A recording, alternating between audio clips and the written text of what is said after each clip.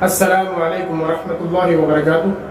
ناظرین کرام، ہم میں سے بہت سے لوگ ایسے ہیں جو عربی میں دعا نہیں جانتے اور وہ چاہتے ہیں کہ ان کو عربی میں دعا آنی چاہیے، تو آج یہ پروگرام آپ کے لیے لائے ہیں اور اس پروگرام میں ہم آپ کو عربی میں دعائیں بتائیں گے اور ان کا ترجمہ بھی بتائیں گے، اور ان دعاؤں کو ہم اپنی اسکرین پر بھی دیں گے، آپ وہاں سے ان کو دیکھ سکتے ہیں، پڑھ سکتے ہیں، اور اس ویڈیو کو زیادہ سے زیادہ آپ شیئر کیجیے اور اپنے بچوں کو بھی یہ دعائیں آپ سکھائیں، ان کو بتائیں، تاکہ انشاءاللہ وہ اپنی زندگی کے اندر ان دعاؤں کو بھی پڑھتے رہیں۔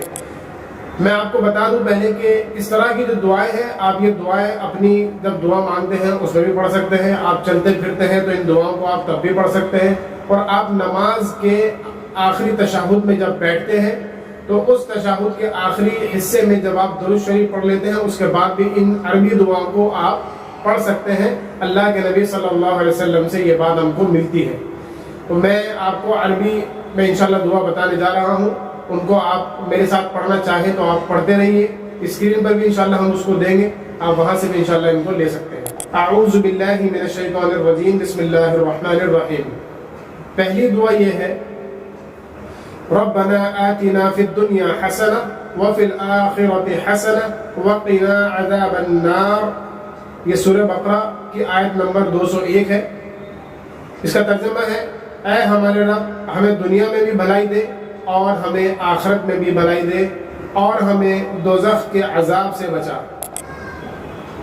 اس کے بعد یہ دوسری دعا ہے، ربنا ظلمنا انفسنا وان لم تغفر لنا وترحمنا لنكونن من الخاسرین۔ اس کا ترجمہ ہے، اے ہمارے رب، ہم نے اپنے اوپر بڑا ظلم کیا، تو اگر ہمیں نہ بخشے گا اور ہم پر رحم نہ کرے گا تو ہم ضرور نقصان پہنچانے والوں میں سے ہو جائیں گے۔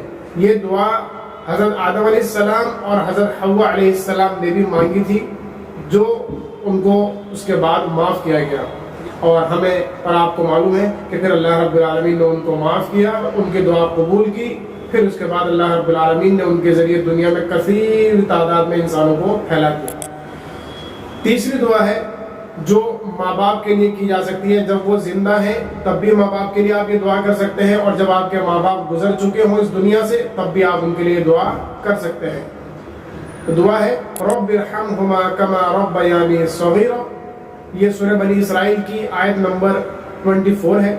اس کا ترجمہ ہے، اے ہمارے رب، تو ان دونوں پر یعنی ماں باپ پر رحم فرما جیسا کہ ان دونوں نے مجھے بچپن میں پالا پوسا ہے۔ چوتھی دعا ہے، رب اعوذ بک من ہمزات الشیاطین واعوذ بک رب ان یحضرون۔ سورہ مومن آیت نمبر 97 اور 98۔ اس کا ترجمہ ہے، اے ہمارے رب، تیری پناہ چاہتا ہوں شیطان کے وسوسوں سے، اور اے ہمارے رب، میں تیری پناہ چاہتا ہوں اس بات سے کہ شیطان میرے پاس آئے، یعنی شیطان سے پناہ مانگنے کی یہ دعا ہے۔ یا آپ دعا پڑھ سکتے ہیں، اعوذ باللہ من الشیطان الرجیم، وہ بھی پڑھی جا سکتی ہے، اور اپنی دعا میں آپ یہ دعا بھی پڑھ سکتے ہیں۔ اس کے بعد پانچویں دعا ہے، ربنا آتنا من لدنک رحمۃ وہیئ لنا من امرنا رشدا۔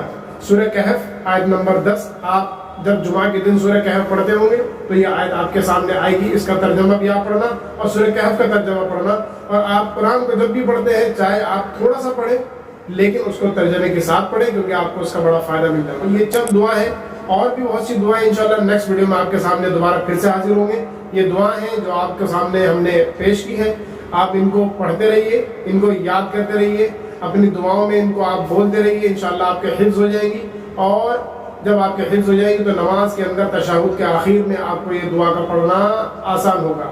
اللہ سے دعا ہے کہ اللہ رب العالمین ہم کو ان دعاؤں کا ورد کرنے اور ان دعاؤں کو حفظ کرنے کی ہم کو ہمت دے، طاقت دے، اور اللہ سے دعا ہے کہ اللہ رب العالمین ہم کو قرآن اور احادیث نبوی صلی اللہ علیہ وسلم ترجمے سے پڑھنے کی ہمیں توفیق دے اور اس پر عمل کرنے کی توفیق دے، آمین۔ السلام علیکم ورحمۃ اللہ وبرکاتہ۔